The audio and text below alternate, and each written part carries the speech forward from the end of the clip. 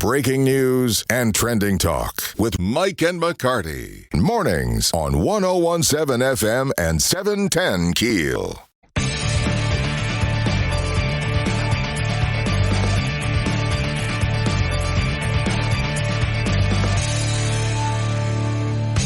.101.7 FM, 710 KEEL. Mike and McCarty. Louis R. Abalone in studio for Erin. She'll be back tomorrow. I did talk with her yesterday. She sounds much, much better. She feels much better. She even got out and did a couple of errands. She's using today to recoup from pneumonia, and she's cleared to be back to work tomorrow, barring any complications. In studio with us this morning, Caddo Parish Sheriff candidate John Nicholson joining us. John, good morning. Gentlemen, good morning. Thank you for taking time to come out and talk with us. Again, I'll state again, the invitation has been sent to Henry Whitehorn as well.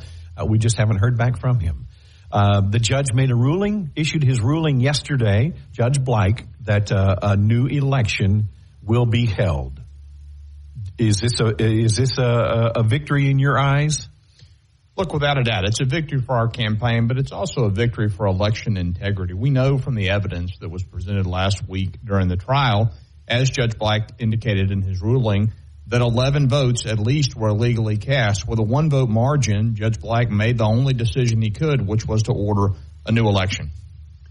So a hand recount wouldn't change anything, really, or could it have?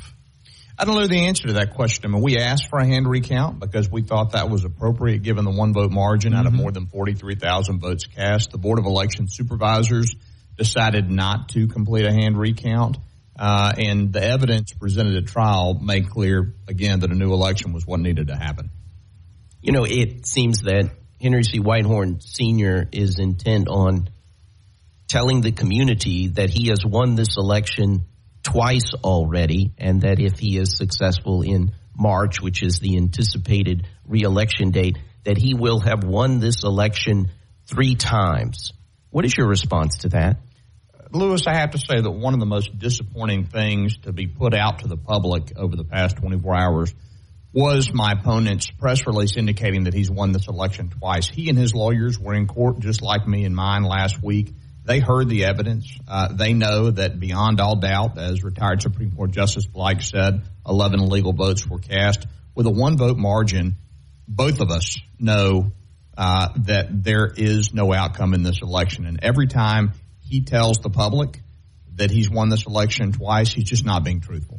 Now, you asked, as I appreciate it, you asked via a letter to Henry C. Whitehorn Sr. before the recount on, what was that? That was a Monday, 1 week ago. You asked Henry C. Whitehorn Sr. to join you in calling for a new election. Why was that important to you?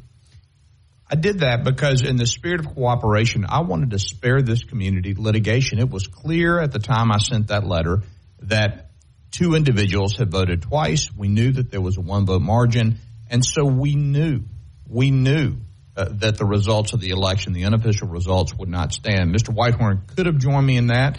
Instead, he chose to force us to go to court, and we were successful. One of the messages on the Shreveport Security Systems message board from Shreveport, it says, how hard is it to put aside the mail-in ballots that were not signed, witnessed, etc.? They have to open each envelope and pull it out. What difference does it make how many there are? The problem lies with the local office. How can we be sure this won't happen again when they have a new runoff election? Obviously, the public has lost confidence in our electoral system. Look, the most surprising evidence for me last week was to hear that the Board of Election Supervisors and their staff, in some cases, looked at absentee ballots that were not signed by a voter or not signed by a witness and counted those ballots anyway.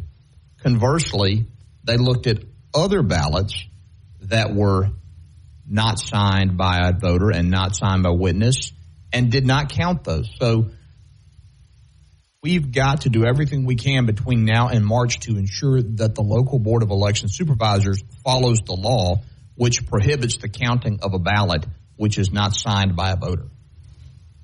The new election is going to be in March. Is that right?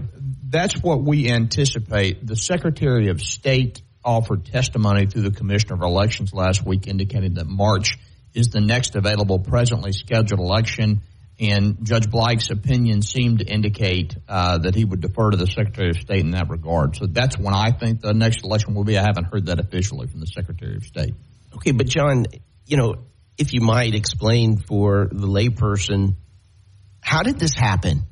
I mean, there's an election code. There's certain requirements for counting absentee ballots. Your team, obviously, in court made some serious allegations with regards to whether or not the process was followed by the Registrar of Voters Office.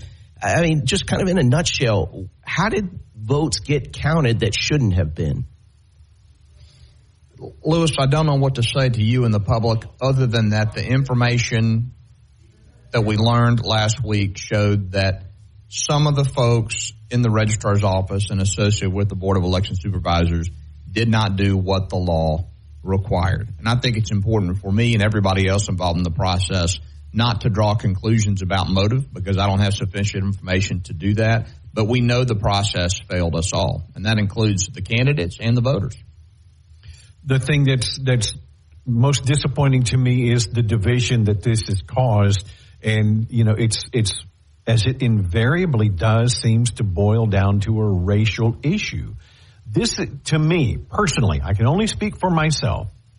This is not a racial issue for me. This is a philosophical difference issue, in my opinion.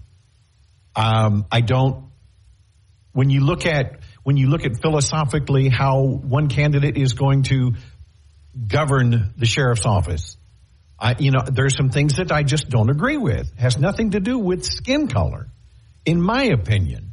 How are you going to address that issue, that division that's, unfortunately going to permeate our community now? Mike, the division you're referencing is the most challenging reality of politics in our community. No one should support or oppose a political candidate because of his skin color. It's irrational and immoral. Mr. Whitehorn and I have very different visions for the sheriff's office. When I was on the city council, I was a steward of the public's money, and it's the steward of a $500 million budget. I fought corruption in that position. You'll all remember when the administration tried to give $10 million to a woman for a recycling contract who had no employees, no experience, and no equipment. I killed that along with the help of some of my colleagues. Henry Whitehorn sat silent in the room and did nothing to prevent that.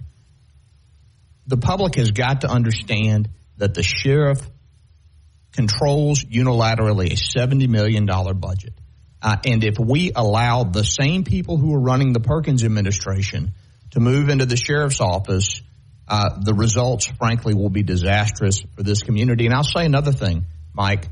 When we were in court last week and took a break, one of the lawyers on my team walked back into the courtroom and said, "You'll never guess who's standing outside with Henry Whitehorn supporting him." It was Adrian Perkins and some of the same bunch that supported him when he ran for office in 2018. So this connection between Adrian Perkins and Henry Whitehorn is not hypothetical or historical. It's present and real, and the voters need to understand that. John Nicholson in studio. Can you hold with us through the break? Glad to. We got to take a break. Louis R. Avalone in for Aaron, Mike, and McCarty, 101.7 FM, 710 KEEL. Back with McCarty on 101.7 FM and 710 KEEL. Doesn't get any bigger than the local sheriff's race. John Nicholson, candidate for Kettle Parish Sheriff in studio. John, now you're back in candidate mode. You're back in campaign mode. One of the biggest issues that you faced prior was the fact that you're not post-certified and you have no law enforcement experience. How do you address that? I know you've addressed it, but once again, the state doesn't require sheriffs to be post-certified. So there has to be a reason for that. Sheriff Prater has endorsed you, saying that the big part of his job is administration. He's in charge of a multi-million-dollar budget, in charge of the jail, in charge of warrants. I'm sorry, I'm sounding like Sean Hannity with 6 Minute Question. What say you to those accusations, if you will? Mike, many sheriffs around the state did not begin their careers in law enforcement. And in fact, Don Hathaway, who served for decades before Sheriff Prater, was not a police officer or a sheriff's deputy. The sheriff has three principal responsibilities. He's a steward of a $70 million budget. He sets policy at a very high level for his deputies, decides what they will and will not be able to do to enforce the laws in our parish. And he manages more than 600 personnel who work for the sheriff's office. As a city councilman, I was a steward of a $500 million budget. And I was the principal opposition to an administration that even before it was sworn in 2018, demonstrated a determination to use its authority to benefit individuals other than the public. Remember the insurance mess. Remember when a six-figure commission was moved from an insurance agent who had done the work to another who had not done the work based on a political connection with the administration. I fought that. Henry Whitehorn was Adrian Perkins' chief administrative officer, and he was part of that mess. Right? He was part of the administration that ultimately was the biggest failure in the history of city government in Shreveport. So I have a track record that voters can look at to understand how I will exercise that authority as sheriff. In terms of setting policy, my opponent and I have articulated very different visions for the sheriff's office. He has talked about, for example, bail reform that would involve letting large numbers of criminals out of Caddo Correctional Center. And in fact, when they thought they had won this election a couple of weeks ago, his campaign manager, Josh Williams, who, by the way, also was Adrian Perkins' campaign manager, gave a radio interview in which he said, if Sheriff-elect Whitehorn takes office in July, he and the district attorney will have the overcrowding problem at CCC, Caddo Correctional Center, solved by Labor Day. Solving that problem involves letting 500 people out of that facility. And is that the priority you want your sheriff to have, or do you want your sheriff to be focused on fighting crime and protecting crime victims? Absolutely. Now, we got 1 minute here. The feedback from the voters obviously has been varied. There's some folks on social media say, you know what, you just need to take your loss and move on. But what has your feedback been from the voters by and large? I've received very positive feedback from my supporters and from the entire community about the fact that I didn't just walk away from a one-vote margin despite the irregularities we knew had occurred. And again, do you want a sheriff who lacks the tenacity and the courage and the perseverance to press for an election with integrity and to press to ensure that the will of the voters is done ultimately? I've told people that this has been a challenge I did not anticipate, but it will not be the greatest challenge I face as the next sheriff of Caddo Parish. John Nicholson, thank you so much for coming in. Thank you, gentlemen. Appreciate your time. Louis R. Avalone in for Aaron, Mike, and McCarty, 1017 FM, 710keel.com. Let's get back to the show with Mike and McCarty on 1017 FM and 710 Keel.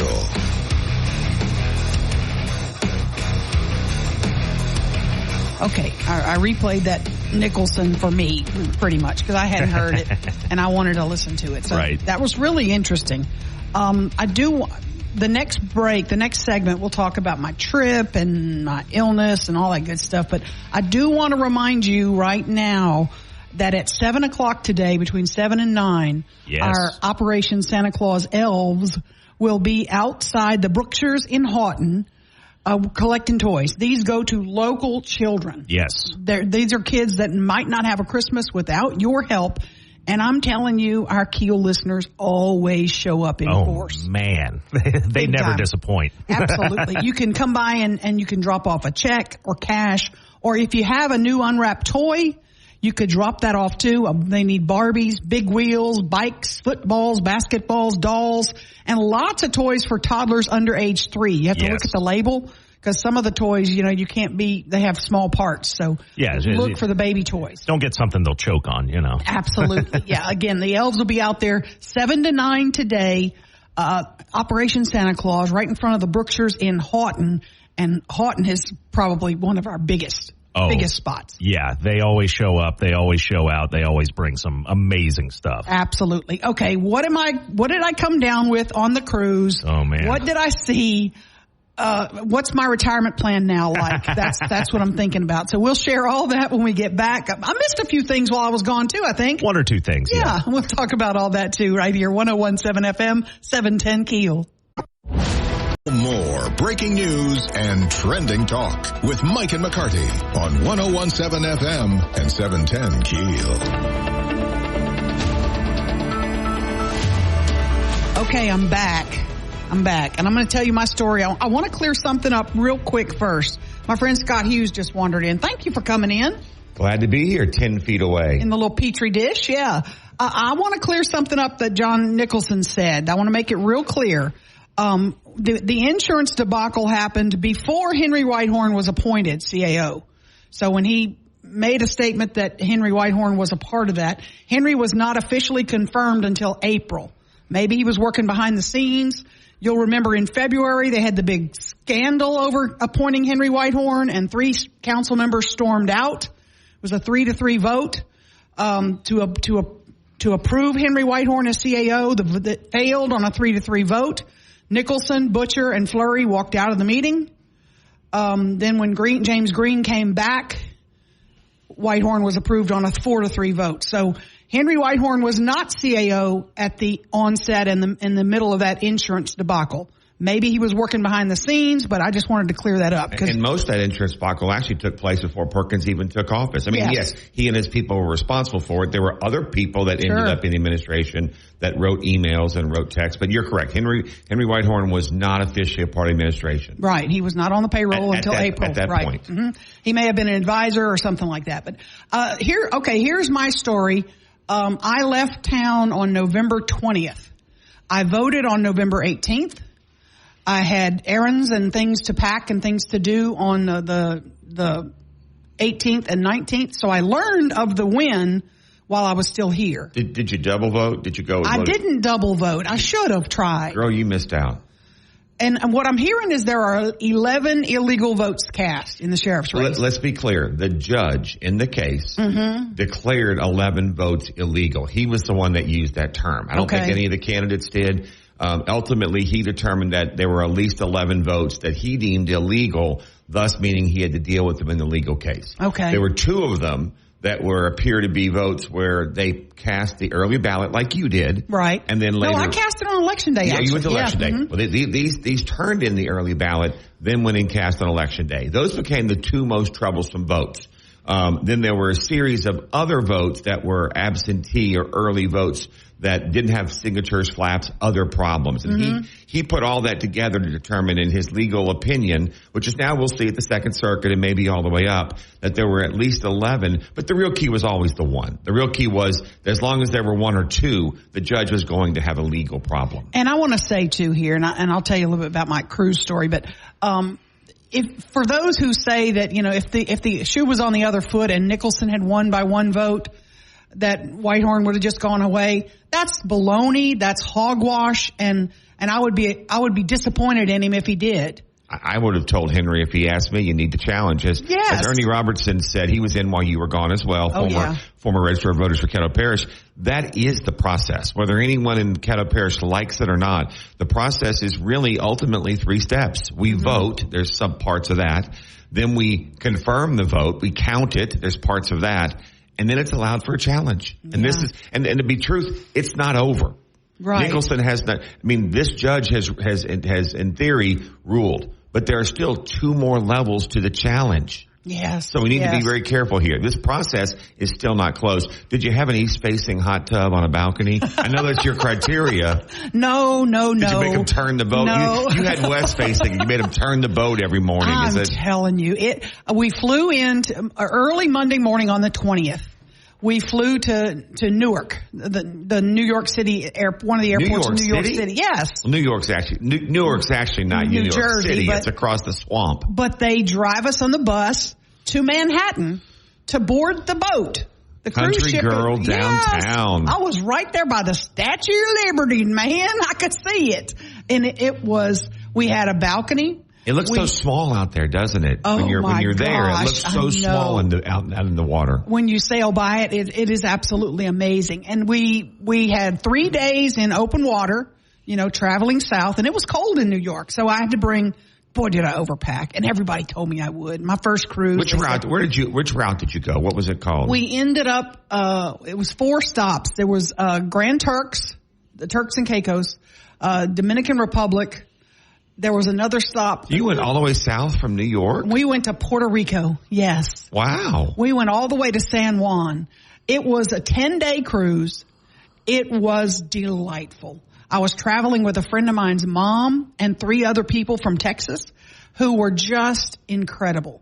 Good cruise line. You may not want to say it, but good I did cruise. Carnival. It's fine. Yeah, it was fine. It was my first cruise. It's funny because they give you these colored tags. This was your first cruise? My first cruise. You were yes. like the target cruising audience. Oh my gosh. And because it was my first cruise, I have a blue badge, which means you're a cruise virgin. And so of course, when you have that blue tag on you, all the photographers come around. So Can we take your picture? This guy comes up with these pretty drinks. Hey, would you like a drink? And I'm like, you went to Puerto Rico and came home a certified virgin? Man, we are burying the lead this morning. Oh, man, I'm telling you. But Scott, when you get down there to Grand Turks and you see that water that is crystal blue, it's you can beautiful. see the bottom. It's beautiful. I've been on a couple of boats in my life, and my wife and I got married, 26 years ago now. We did a Royal Caribbean cruise, and we did Grand Cayman and a lot of those same, type places. We didn't do the exact ones you did, and have not done one in 2 decades. But yes, it can be a wonderful experience. Mm-hmm. It is my retirement plan. I've now decided. You're going to live on cruise ships? Yes. I'm going to rent my townhouse out for like $1,800 a month. The cruise ship deal. You know how much I paid for this 10-day cruise? $278.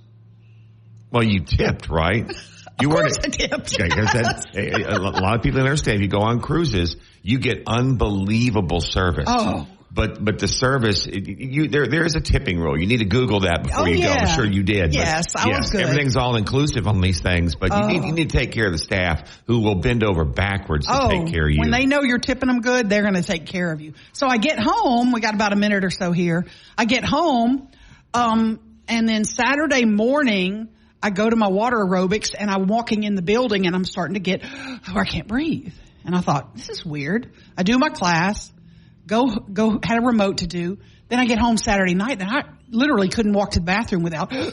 So the YMCA in Shreveport's a cesspool. No. We're Gary Lash. Don't call us, please. It was the cruise ship. It was the cruise or the airline. You did 2 different things. The airline could be it too. You're right. So ended up with pneumonia.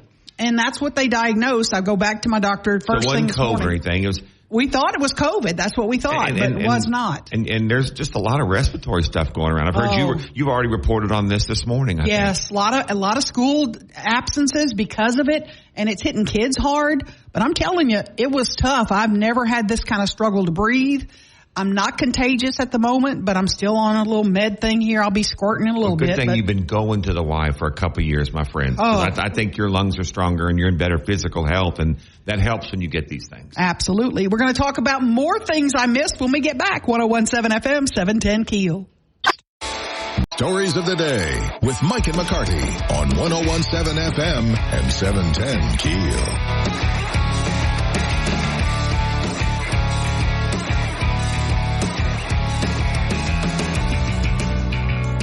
I'm back and I'm alive and healthy, and it's actually good to be back. This is early though, Scott. After you've been chilling for, 3 weeks. This is early when you've been doing it for 3 weeks. Come on. Scott Hughes is joining us in studio, and, I'm trying to figure out, the election story was probably a huge story, but there was a lot that happened over these past few weeks that we still have to catch up on, right? The Caddo Parish election story became so huge as a local story, and still is, and will be till apparently March now, maybe. That's not set yet. We think it's March because we're still doing the legal challenge. yes, a whole bunch of other things happened. Even in this community, we had the DEA raid a CV. I think it was a CVS. Yes. You know, I mean, there's things that have gone on that we haven't even touched because we've been so covered up with one story. Yes. National stuff going on, and it's a little early in the morning for this. Time Person of the Year. Taylor Swift, really? Oh, I'm fired up. I'm not a Swiftie, but I think it's the right call. Seriously? Tell me a person who made the news more this year that wasn't a major politician that's already won this thing 2 or 3 times. Taylor Swift is a global phenomenon. Yeah. Also known as Travis Kelce's girlfriend. That's my favorite. My friends that go, you're that Travis Kelce. He needs to get a prenup. He needs to watch out for her. She's a gold digger. I'm like, come on. Do you know who Taylor Swift is? Speaking of Kelce and football, we haven't talked yet about Florida State. One. Florida State, high and dry. Wah. I see. I'm with you. I don't think they deserved it. And I do not. Here's the deal. I don't want to sit here and support Alabama. You and I are both strong LSU fans. You bet. And that pains us to even think Alabama got in.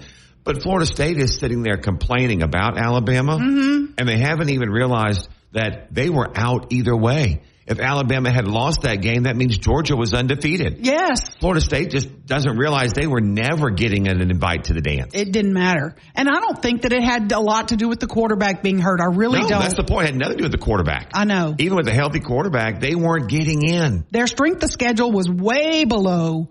I mean, they didn't have huge wins. The LSU win was a, decent win, but in the grand scheme of things, not that huge, really. Well, remember the LSU win, if you look back, and I'm certainly not going to defend LSU's schedule or season, but if you looked back at that game, it was the first game. LSU led at halftime.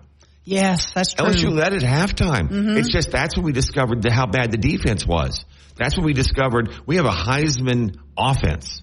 And he hopefully wins it Saturday night, and I think he could. That kid, Jaden Daniels, should win the Heisman. Oh, yeah. But the second half of the Florida games, where we really kind of discovered, do we have any defense? And the answer was no. LSU did not. Yeah. They would have been in the conversation with an average defense. I'm sad for Georgia. That's who I'm really sad for, because I think they have a great team. They've lost one game in the last 39, I think. If you're a Georgia fan, you have the biggest gripe. Not Florida State, not Ohio State. Right. It's Georgia with the one loss in 30-plus games. Absolutely. 101.7 FM, 710 KEEL.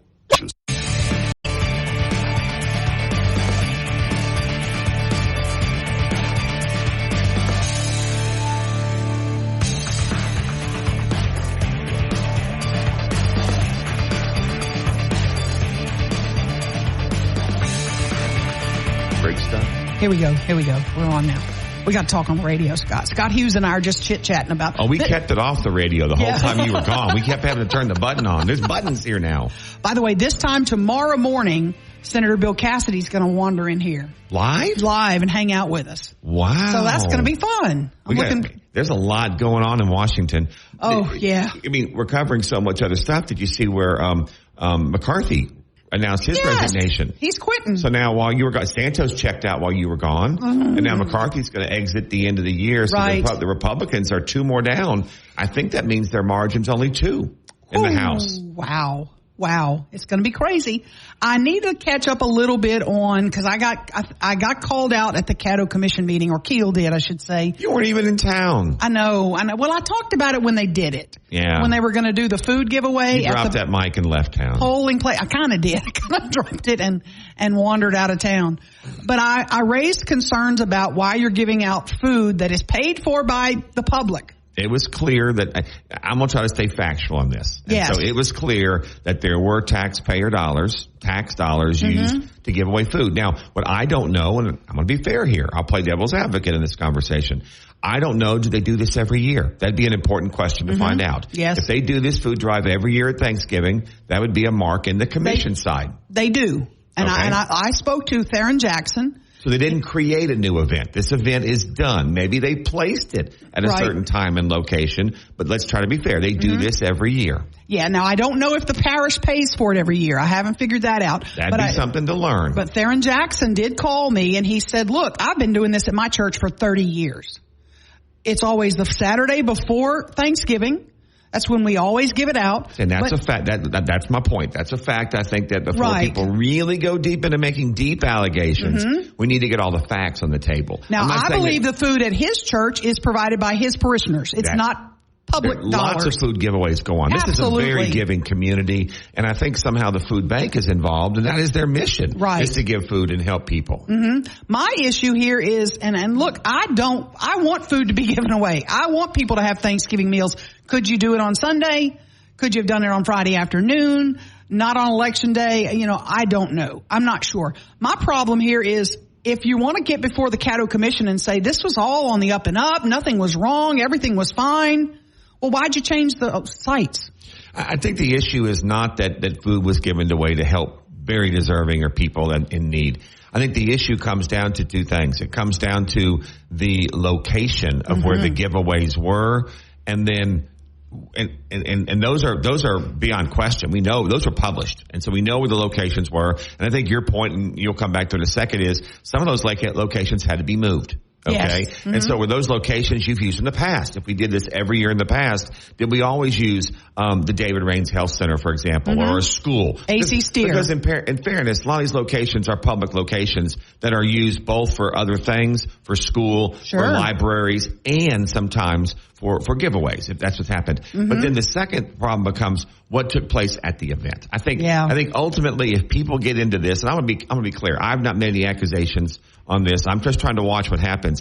But if people go into that path, I think where they're really going is not did you give away food, but did you give away food with the intent to affect something else? Right. That's where you have to go. It's always intent. I think there's nothing wrong with giving away food. Lots of churches do that. Did I hear that a commissioner said, and I wasn't here, so I need you to clear this up.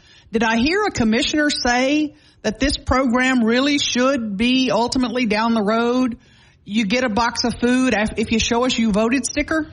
Now, that is a separate comment. Let's again try to be fair. I'm blown away by that. So there was an event that took place on Election Day, okay? The food giveaway, and that is one thing to look at. Then afterwards, in the week after that, as this started to, I guess, fall out, yes, it's very clear that at least one commissioner went on a radio or a podcast and made some comments that there are audio clips of this. And so this is undisputed, where there were some comments made about possibly future food banks. That this one, perhaps, I'll paraphrase, I want to be careful here, and I'm not saying the name because I'm not making an allegation, but there were some comments made about this was so successful, lines of cars, people backed up. Sure.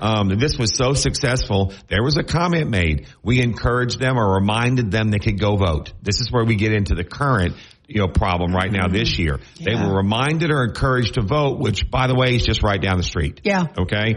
And then the comment I think that really got some people up in arms is the comment about this was so successful, maybe if we do it in the future, we should require people to show us that they voted since you have so much time to early vote. I think that's the comment that really got some folks looking at it, and there's a clip of it, and I would just encourage everyone, do facts first on what took place on Election Day. Let's figure that one out.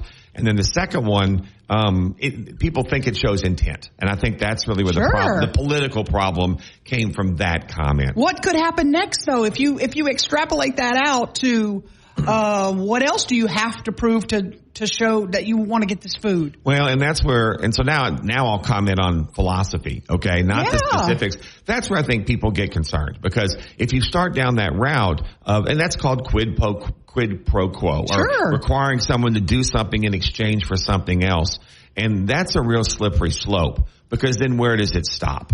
Okay. You can't get your Social Security check until you show me you voted. Could that happen? Your kid can't go to school. That's a public resource. Social Security is a public resource. You start going into everything that becomes a public resource. And I think we've really got to be clear. And the courts have been clear. Voting is a right. Voting is a privilege. And you can't require anyone to do it. Not mandatory. Trust me, I'm as upset as any human being on the face of the earth to see 28% voter turnout. I would love to see, 100% voter turnout. I think that's democracy. That's actually a true democracy when everybody votes. But you can't force someone to go vote. But you know what? Let's turn it the other side. This is going to sound ridiculous to you, but I'm going to put it out there. Let's just go to Ellerby Road Baptist Church and let's just hand out diamond bracelets. show me you voted, you get a diamond bracelet. How crazy could it get? And that's where, and again, I'm not one making any accusation, but I think that's where the people that want to explore that issue, and there's a lot there to explore and unwrap. That's where it becomes, because there is a standard, and I think the standard is you can't give anything of value to encourage someone to vote. Right. It doesn't say what the value is, and it doesn't say that you have to make them vote a certain way. It is anything of value to vote, and then there's a second part of that, or a different law that says you definitely can't use public dollars to do that. Right. And we should all support that philosophy. Absolutely. Now, that said, I 100% support giving food to people that need it. You bet. I'm absolutely. And I personally have gone to the food bank and helped Martha Merrick and those folks pack boxes. I have delivered food on Thanksgiving. Even with my elderly mother, we've gone to the Salvation. I think many in the community would want to support that activity. And so whatever happens in what's going on is, I do hope that this community continues to reach out at times of need, and Thanksgiving is one, to help those that are needy. And y'all have got some people helping today. You've got a live remote going, don't you? Yes, we do. They're out there at right in front of the Brookshires in Houghton, Operation Santa Claus Elves, and they need your help. Stop by. They'll be out there until 9 o'clock. 101.7 FM, 710 KEEL. Mike and McCarty on 101.7 FM and 710 KEEL.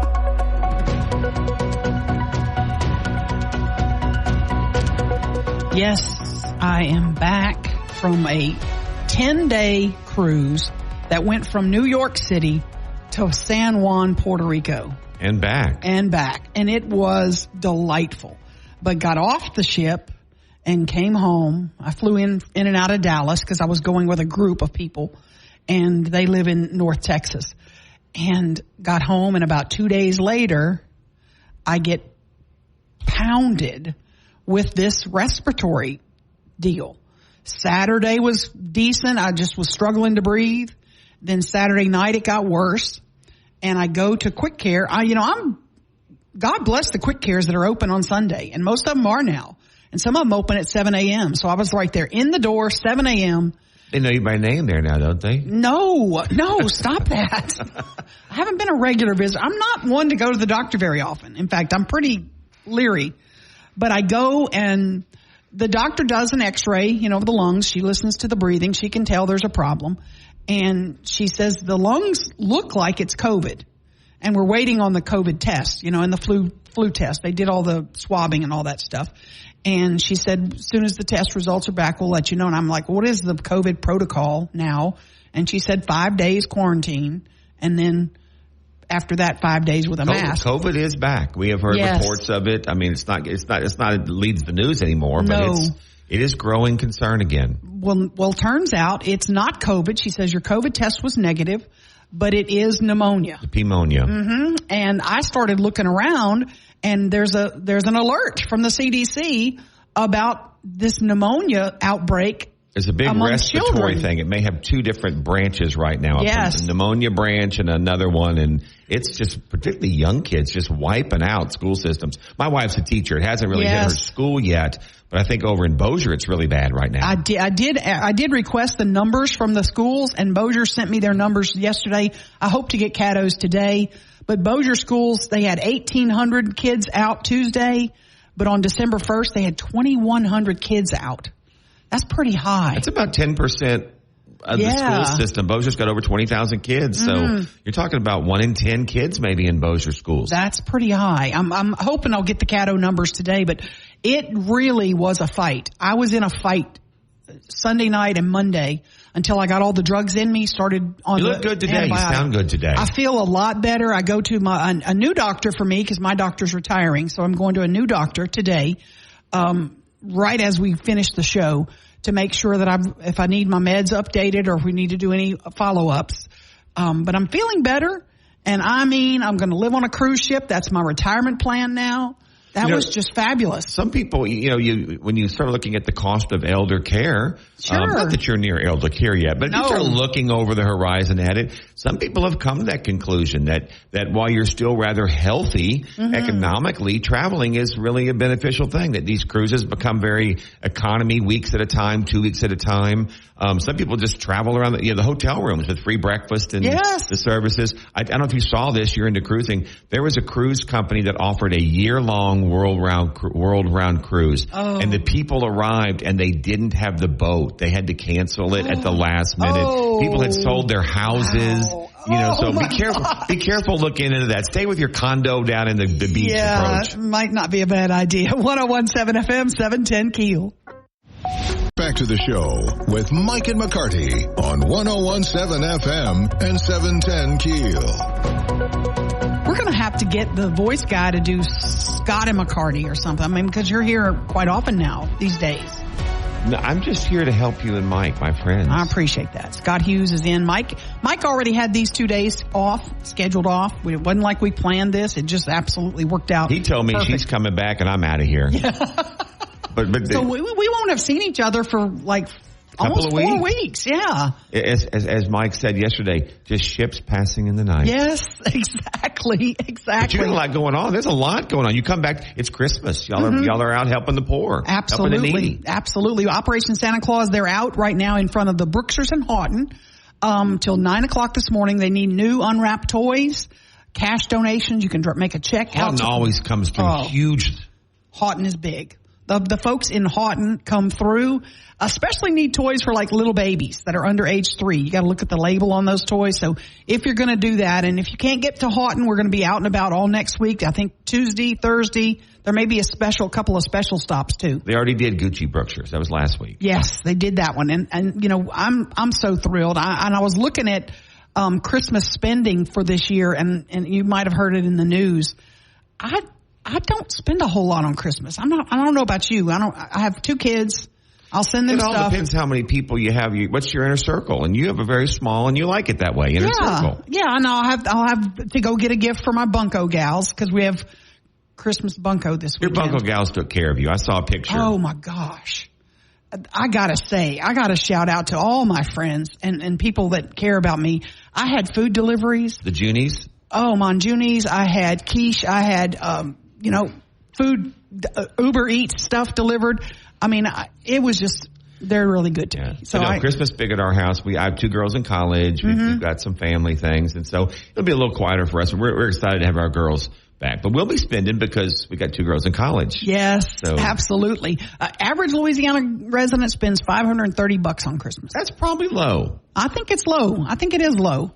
Maryland is the highest. They spend $2,700. Well, and if you don't know, 5 of the wealthiest counties in this country are right around the D.C. area. Maryland's Washington, D.C. So yeah. That is one of the wealthiest areas of the country. That's not surprising. Mm-hmm. Absolutely. I'm going to spend a little more than $500 probably. No doubt about it. 101.7 FM, 710 KEEL. Now breaking news and trending talk with Mike and McCarty on 101.7 FM and 710 KEEL. Okay, I'm back in the saddle, and it's still kind of loose. And Scott Hughes is in for Mike. I want to get kind of an update from you on this legal process for the Caddo Sheriff's election. It's now the judge rules, which is an ad hoc judge because none of the Caddo judges wanted to Judge Bleich actually lives in the Ruston area. He's a former Supreme Court justice, retired now, and he was assigned to be an ad hoc judge. All of the Caddo judges recused, which was the right move. I think that was correct. Because they oversee. I mean, they're part of the Caddo Sheriff's. And personal relationships. Many of them have worked in offices together. Right, absolutely. So that judge rules that we need a new election. Yes, he heard testimony. There was a day of testimony live.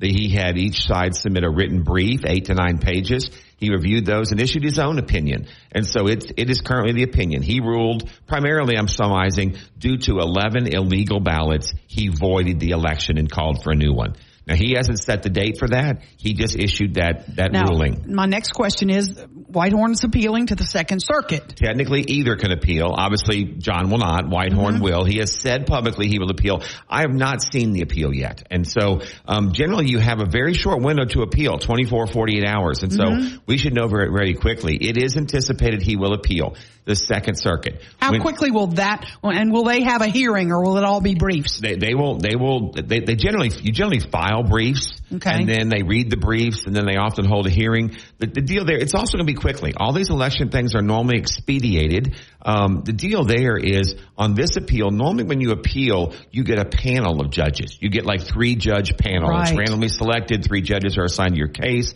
They hear it. On elections, you don't. On elections, they do what's called, it's Latin, and I'm not in Latin, but it's called in blanc or in banc.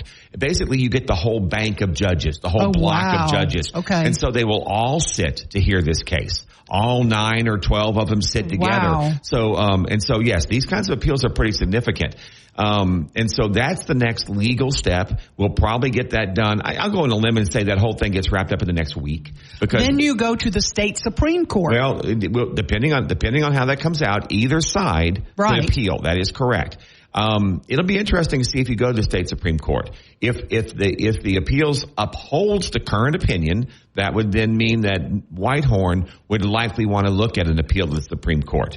And we'll take that one first. The state Supreme Court, the Louisiana Supreme Court. We'll take that one first. If they uphold the current decision, I'm kind of surprised that the Supreme Court even hears it. It's called writs. They might deny writs. They might say, no, we don't want to hear it. Why? They've already heard this case before. The Atkins-Huckabee case has already come to them previously 20 years ago, very similar circumstances, and they actually overturned that one. And ordered the new election. So if the appeals court upholds, meaning that it comes to them calling for a new election, I don't think the Supreme Court even hears it. They've already got, case law out there where they will uphold a new election based on a trial judge calling for it. Okay. Now would the whole Supreme Court hear it if they did hear it? Is it the same kind of rule there too, or will it just be a few judges? Generally, the Supreme Court's always the Supreme Court. When you go to the Supreme Court, it's all there's a few things that an individual judge can do every now and then, but it's not these kinds of things.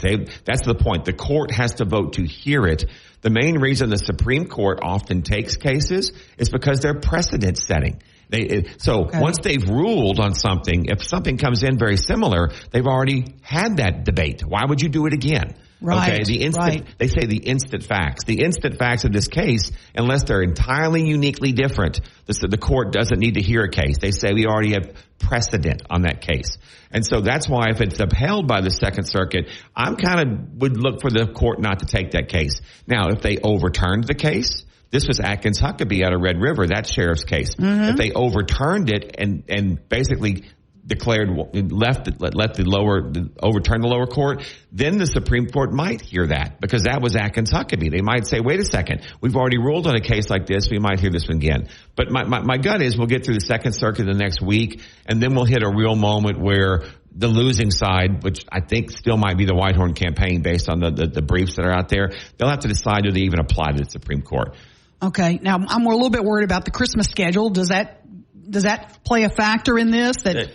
Or the courts will act all the way up until Christmas Eve? I think the appeals court will do their business in the next week, definitely the next 2 weeks before Christmas. Okay. After that, the Supreme Court's on no timeline. They really are on their own timeline usually. Okay. You can request the court. You can't demand the Supreme Court to do anything. Sure. But I think they would to make a decision rather quickly because ultimately Judge Bleicht, he can't set the date because we're not done with the process yet. But he kind of recommended through the Secretary of State that March date, which is the presidential primary. Okay. That's the next time we have an election. There is an election in March. There is an election cycle in April. And I believe April is when we might see the city of Shreveport bond issue on that April bond. So the March is the one they might look for the sheriff's race. Funny you brought the bond issue up. That was Ninth Street. They fixed it while you were gone? Oh, did you have to say that out loud? Are the lights on? My panties are in a bunch about that, and we will talk about that after 8 o'clock. You must have heard. That is coming up after 8 o'clock because I'm really upset about it. I'm just telling you. The gift that keeps on giving. Yeah, does it ever. 101.7 FM, 710 KEEL. Back with more Marty on 101.7 FM and 710 KEEL.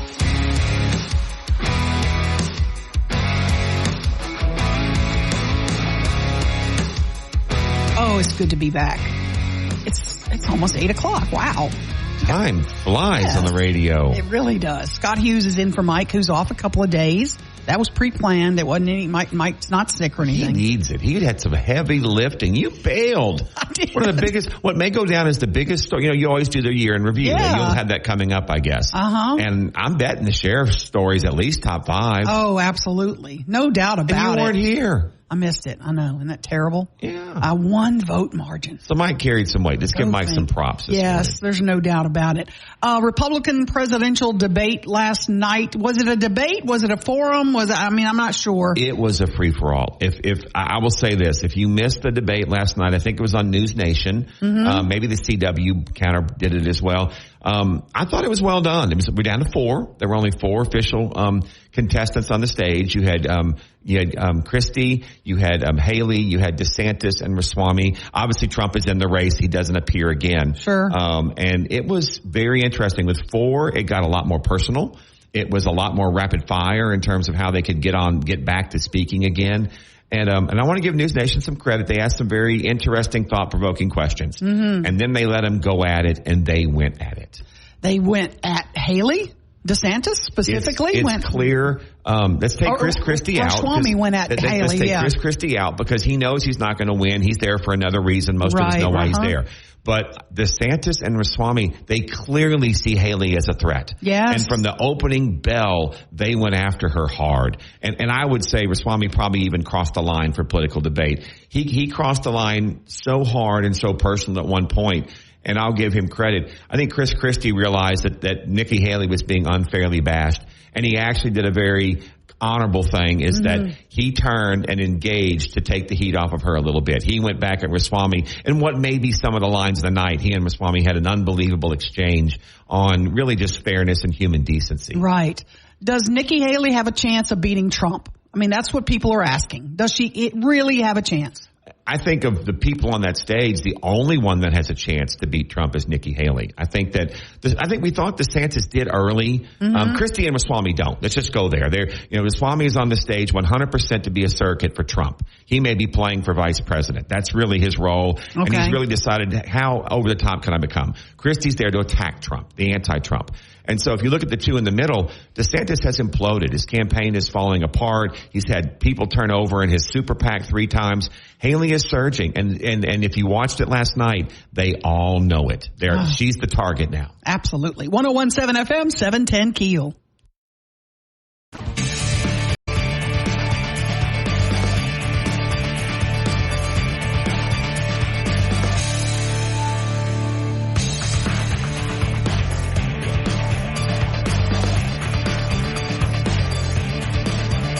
All right, let me dig this out. Panties are in a bunch. Is the mic on? Is the mic on, Ruben? Sorry. The mic was on. Thank goodness the camera was not. I'm sorry, Ruben. You've missed me, haven't you? For the listeners, Ruben is safe in another room. He watches this through a glass window. I am locked in the room with this crazy lady. Ruben has promptly fallen on the floor. I'm sorry, Ruben. I apologize.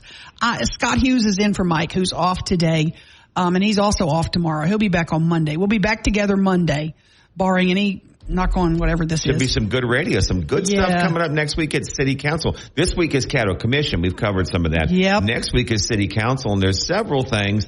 Budgets, amendments, emergency declarations, all kinds of stuff. Yeah, the one thing somebody shot me a text on, and when I was on my cruise, I can't get text until we pull into port.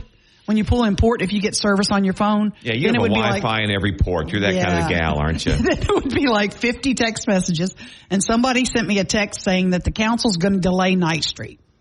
Council's delaying Night Street. What? Well, technically they delayed Night Street for about 15 years. I'm not sure the exact. When was the 11 bond 2011, issue? Yeah, so this is 12 years they've delayed Night Street. Yeah, little bit of a time here. And I thought, no, they're not. The mayor and the CAO promised me Night Street for Christmas. They promised it. We're going to get you Ninth Street for Christmas. Well, I mean, they promised the citizens Ninth Street when the citizens, I'll make this argument, when the citizens voted for the bond issue, yes, it was fairly clear that was one of the intended projects. Mm-hmm. Very clear. That's when I'd argue the contract was created. Going to repave it, going to put in sidewalks and lighting. And that was a contract with the city, not with the council. Not with the council. That was the city. Well, I'm told that Council Chairman James Green made some comments saying that, you know, he wasn't on the council when that promise was made, and he thinks we have bigger, better priorities now. And so he doesn't feel like he wants to move forward with the Ninth Street project. And look, I happen to live right there on Ninth Street. I would be screaming bloody murder if this was Linwood, if this was Hollywood, if this was Line Avenue. I don't care what street. Well, the problem with Ninth Street, it's been there for a long time. It was never, I used to live on Ninth Street. And so I used to live in East Ridge of the Bayou, I think. Yes. Right there off of Ninth Street. And so the problem with Ninth Street is it's really a narrow 2-lane road, barely has a shoulder, definitely no sidewalks. And it was put in at a time when it connected Preston to Shreveport Barksdale. It was just a side thought. Yes. And since that time, a lot of things have happened, namely the Walmart. Shreve City was a shopping center, but never was something with the traffic of Walmart. And so Walmart gets built, tremendous traffic now coming from Broadmoor through that side. Then on the other side, we built the BH Billiton building. We built the YMCA there, Champion Lake Apartments. And that has now become a major traffic street, and it's just not built. And as you and I were discussing, there's another building coming. I think you think it's BH Billiton right there being built as well. Right. And then you now have the Little League ballparks, and Loyola has built a sports complex around the corner. There's just so much traffic that little street can't handle it. But for you to say you weren't on the council when that promise was made. And let's start with, be fair, that must have been a gap, because Mr. Green has been on and off the council. He and Joe Shine basically have shared that seat my entire adult life. I went and looked. I understand there's some people that just got on the council. That's one argument. Right. But he has been on and off the council numerous times. Joe Shine was on the council when that bond issue went to the voters. Joyce Bowman happened to be on the council then too. And so we're not going to honor Joyce Bowman's promise. She made that promise too, Mr. Green. And to be fair, I'm friends with Mr. Green. You're friends. I mean, I've had a good, but from the political side, is he against projects in his district that Mr. Shine approved? Did he stop those projects? Because he wasn't on the council when those were approved. And you know what? The city's borrowed money under other councils. Should I call the banks and go, look, this council didn't approve this loan, so this council might not agree to pay it back because they didn't vote for this loan. Another council voted for it. What does that send? What kind of signal does that send to the people that we do business with? And then the one I think I shared with you off air, is he against the 3 police shift system when we added the overnight shift for police, because he wasn't on the council when that was added. And that was really controversial when we used to just have limited police coverage and we went to 24-hour day, 3 shifts. That required a council vote. So from a political standpoint, that's really not a good answer. It's a horrible answer. I understand his point. I think his point is the bond issue ran out of money. The point is, do I have an obligation to finish a project that I didn't vote for, et cetera? I do think the mayor is trying to find the money. I think he's trying to look at ARP money and do that one. And actually a project over in the Ford Park area. Is that correct? Ford Street, water and sewer project there that they need done desperately. And Green's trying to delay both of those. I'm just saying, you can't change your tune in the middle of this because you weren't on the council when this was. There was lots of things that have passed that you weren't on the council for. The city of Shreveport is a 185-year, I think, entity, and it makes commitments.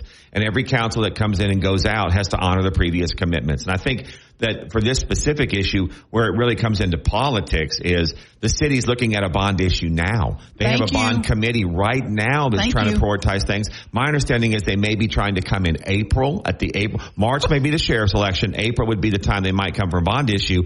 And the city, I think at a certain point, has to learn that there's a lot of taxpayers that the reason they keep voting things down is they don't have trust.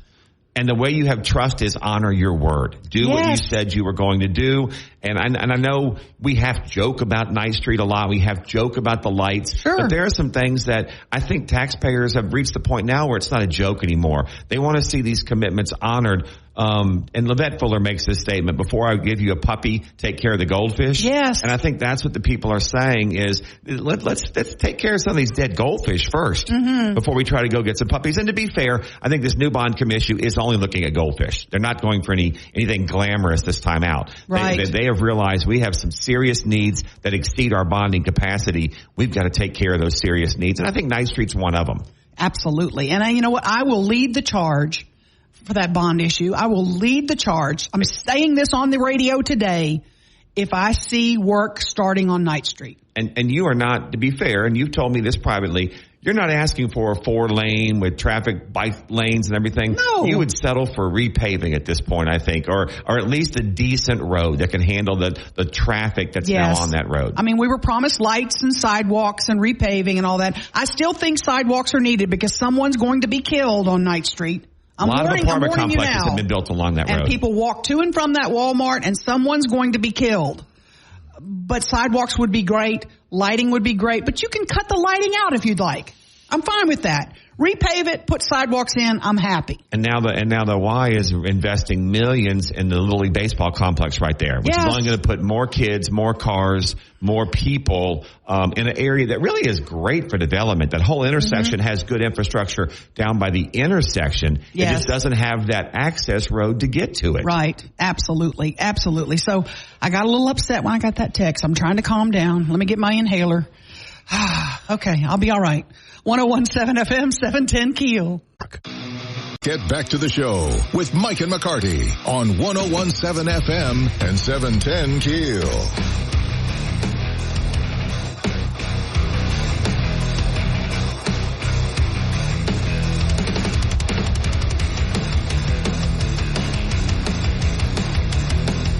101.7 FM, 710 KEEL. Mike and McCarty. Mike is out today. Scott Hughes is here. I haven't had a chance, Scott, to talk fully about, and I know we're not a sports show, but we should be. The football situation. You with and I are college, good at sports. Yeah, college football. It is exciting. If there was ever a year for a 12-team playoff, this was it. Oh, gosh. Yeah, no kidding. But it's only a 14 playoff. Last year for the 14 playoff system. You can't ignore Washington. Undefeated. Washington undefeated. And it's the final year for the Pac-12. Yes. The Pac-12 imploded. But yes, Washington deserves to be in. They beat Oregon, which was a great game. I think they're one of the 4 teams. Michigan. You can't ignore Michigan. You can't ignore the Big Ten. Again, they beat Ohio State. They beat Penn State. I don't think Michigan's as good as a lot of people think they are. And I don't think Washington is either. I don't think those 2 conferences are down, but those are 2 Power 5 conferences undefeated, and those are 2 of the top 3 conferences in all fairness. Generally, people think Pac, they think Pac, they think Big Ten, they think SEC. Yes, exactly. Texas, for me, was a little bit on the bubble. I'm going to be honest. I thought Texas was a little bit on the bubble.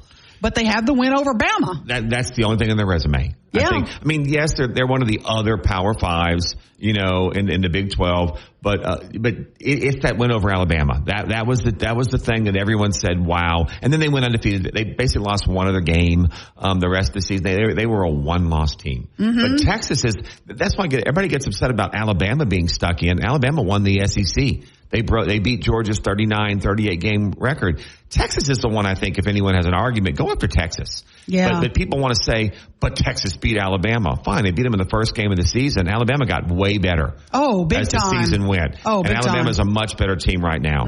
But what told me that they got it right is if you're watching it live and they had a camera in the room of Michigan. They announced Michigan's number 1. Congratulations, you're in. Yay, Michigan. They go crazy. Yeah. Then they get to announcing number 4. That's who Michigan's going to play. Michigan was thinking it was going to be Florida State. Right. And when they announced Alabama, it was like crickets. Nobody moved at the Michigan party. They're like, oh, our reward for being first is to play Alabama? Oh, gosh. And I heard, I was traveling when it was announced, and so I heard some guy on one of the sports networks say that it should be Michigan, Washington, Texas, and Florida State. And I thought, and leave the SEC out? Have you lost your freaking mind? Did you hear anybody else with that kind of theory? I thought that's nuts. Oh, there were a lot. Booger McFarland, a former LSU player that does commentary on media networks, he lost his mind on the same argument. He just couldn't believe. Now some of that's Alabama hate, and I'll be fair, you and I are LSU fans, and I am not here to support Alabama in any way, shape, or form. But in this argument, I think they were the right team. And I was in that camp, and you just can't leave out the SEC champion. And you look at the list of the champions. I mean, the ACC, Florida State's not even been the best team in the ACC for 2 decades. Right. That's been Clemson. Who's going to win? I'll put you on the spot. Who is going to be the national champ this year? Who's going to be the national champs? Mm-hmm. There's an old saying that when you come to kill the king, you better kill the king. Yep. And the king got in. And right now, I wouldn't want to play Alabama. No. I wouldn't want to play Alabama. My gut is Alabama beats Michigan. I just think that they're better than Michigan. I think Michigan was quiet for a reason when that matchup was announced. You bet. The other game, Washington's had a great season. I think that Penix is a wonderful quarterback, but I think Texas takes them. Okay. So I think so Texas and Alabama have a rematch? I think we end the way we started. We started with Texas and Alabama, and I think we're going to end with Texas and Alabama. Wow. That's my prediction today. Remember, I'm a political analyst. Go talk to Tim Fletcher if you want to get more analysis. Our last minute, Jaden Daniels wins the Heisman. Oh, that kid is without special. A doubt. Without a doubt. I mean, what's funny is people are trying to make analogies with Daniels, with Penix, and with Bo Nix, former Auburn quarterback that went to Auburn, that went out to Oregon. First of all, Daniels has better passing stats than them. Yep. They played one more game than he did. And then you get to the other ridiculous stat. Forget the passing stats, which Daniels wins. Daniels ran for more than 1,000 yards. Jaden Daniels, I saw the statistic this morning. Jaden Daniels led the country. First of all, he's a 1,000-yard rusher. Most people don't rush for 1,000 yards as a running back. Right. So not only did he rush for more than 1,000 yards, he led the country in yards per carry, all ball carriers, and he was a quarterback. Wow. This wasn't a Heisman season. This was an all-time Heisman season. It's an epic Heisman season. Give him the Heisman. LSU's got its third one, second quarterback Heisman in 3 years, I think. That's awesome. Very awesome. 101.7 FM, 710 KEEL. More breaking news and trending talk with Mike and McCarty on 101.7 FM and 710 KEEL.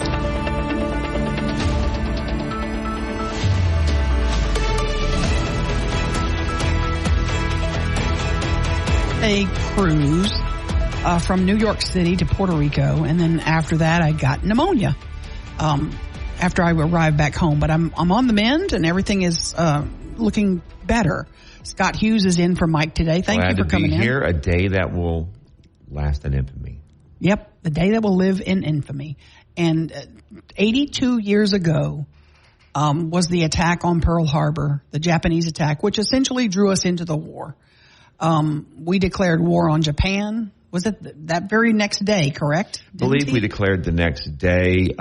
Japan wasn't looking to pull us in the war; they were looking to take us out. They were looking to operationally take out the fleet in the Pacific, and they, as everyone knows, they surprised the Americans, and really great loss of life. The Arizona is still there as a living memorial to everything.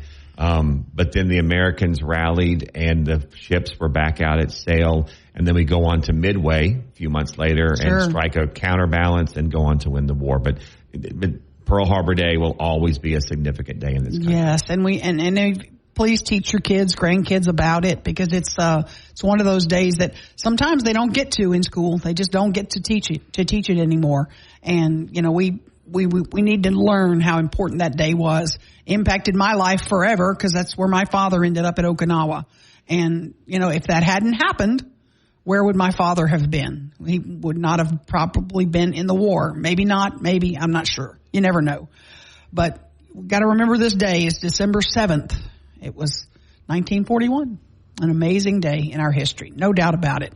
When we come back, I'm going to let you unravel this sheriff's mess again, because I was out and I missed all the fun.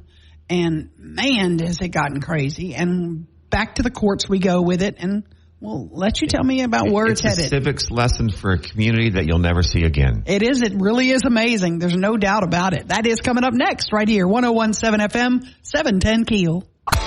Big stories of the day with Mike and McCarty on 101.7 FM and 710 KEEL.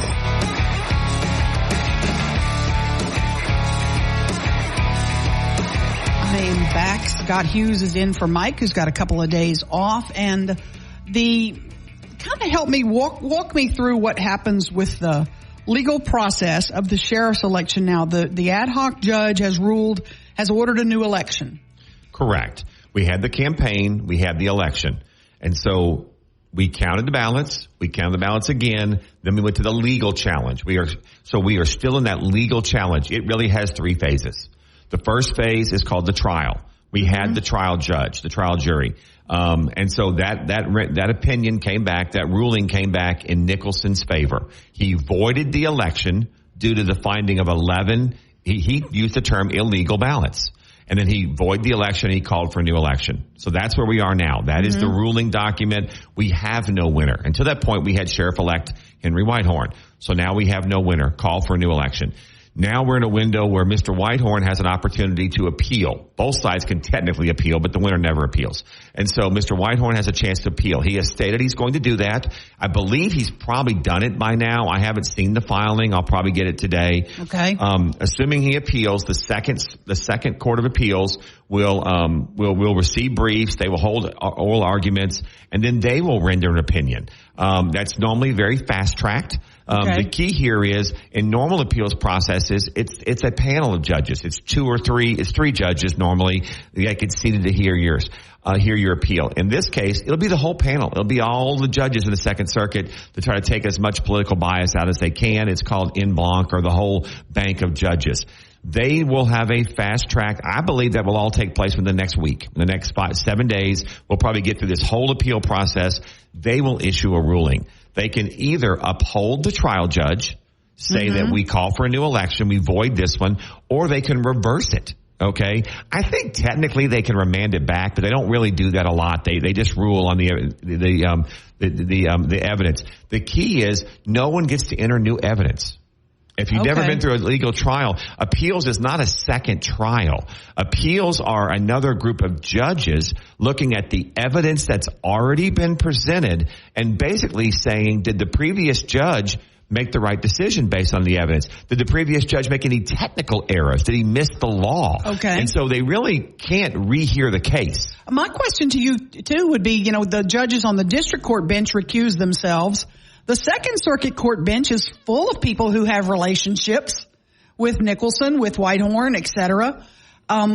Is there a process for those judges to recuse themselves and another substitute group come in? I'm going to say yes. There's probably always a requirement for a judge to recuse themselves when they have something they need to recuse themselves for. I don't think you're going to see the whole Second Circuit. It's not going to be moved over to the 11th Circuit or the 122nd Circuit. Okay. They're not going to remove some judges and bring in replacement judges. I think that's why they go the whole panel. Okay. There may be a situation where one or two judges have to remove themselves. But I also would suggest it's different from being the trial judge, the one judge in charge of the court, than being one of a panel of judges. And so I think the standard's a lot higher to have to recuse yourself.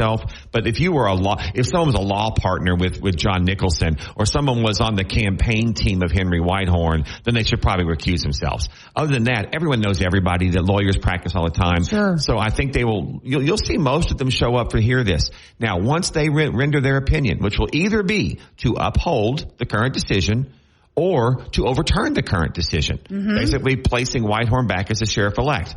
Based on the outcome of that opinion, which I think we'll definitely get within a week, then either side basically you can appeal to the Louisiana Supreme Court, but that is not a guarantee. You basically are asking the Supreme Court to take up your case. You don't get the right to go to the Supreme Court. And my gut is that if it comes back from the appeals in Nicholson's favor, the Supreme Court won't hear the case. They won't take up writs. I think if for some reason they were to overturn this and put Mr. Whitehorn back as the sheriff-elect, the Supreme Court might likely hear that because they would be just like they did with Atkins versus Huckabee. That was a sheriff's race in Red River Parish in 1999. That one did this process once. So there is some Supreme Court precedent in a similar case. The facts are a little different, but it's very likely that this could end at the appeals court. If the appeals court upholds this, I think it could be over. And Judge Blight wrote an excellent opinion. It's going to be hard to argue without new evidence why he was wrong. Yeah. Definitely more to follow on that. And you will be back tomorrow and we will unravel the latest details. We'll handle a whole bunch of things. A lot going on besides this sheriff's race. You bet. Good to have you back. Senator Cassidy will be in studio with us as well. 101.7 FM, 710 KEEL. Back with more of Mike and McCarty on 101.7 FM and 710 KEEL.